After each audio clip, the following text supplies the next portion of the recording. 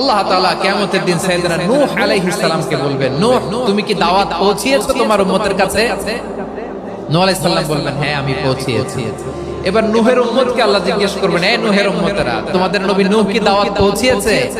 নূহের উম্মত বলবে, না আল্লাহ, আমাদের কাছে কোনো সতর্ককারী আসে নাই, কোনো নবী টবি আসে নাই, কোনো দাওয়াতও আমরা পাই নাই, আপনারাও চিনি নাই, জান্নাতও চিনি নাই, জাহান্নামও চিনি নাই। নূহ আলাইহিস সালাম বিপদে পড়ে যাবেন। তখন আল্লাহ বলবেন, নূহ তুমি বললা পৌঁছিয়েছো, তোমার উম্মত বলে কিছু পায় নাই। নূহ তোমার কি কোনো সাক্ষী আছে? তোমার কথা আর তোমার উম্মতের কথা তো মিলে না। তুমি বললা তুমি আমার নির্দেশনা দাওয়াত পৌঁছে দিয়েছো, কিন্তু তোমার উম্মত বলে পায় নাই। নূহ তোমার পক্ষে কোনো সাক্ষী আছে? নূহ আলাইহিস সালাম বলবেন, আছে। কে? উম্মতে মুহাম্মাদি। তখন আমরা বলবো, আল্লাহ, আল্লাহর নবী নূহ আলাইহিস সালাম তিনি আপনি যা যা বলেছেন ঠিক তা তার উম্মতের কাছে পৌঁছে দিয়েছেন।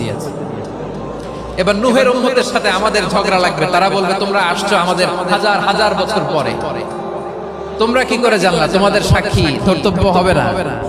আমরা তখন বলবো, আমাদের কোরআনে তোমাদের নবীর নামে আল্লাহ তাআলা একটা সূরা নাযিল করেছেন, সূরাতে নূহ। আওয়াজ করে পড়েন আল্লাহু আকবার।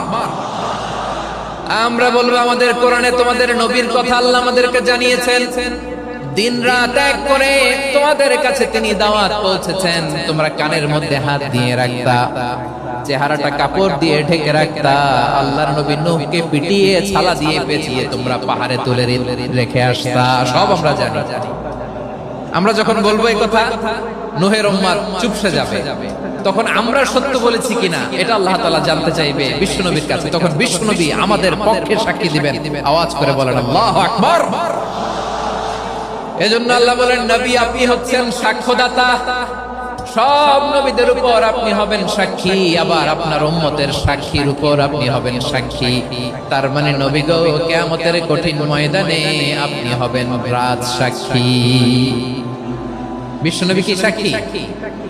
আওয়াজ করে বলেন, রাজ সাক্ষী, সব সাক্ষীর বড় সাক্ষী।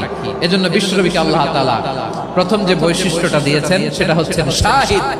তিনি সাক্ষ্যদাতা, witness for all messenger of God and for all of us. সুবহানাল্লাহ পড়েন।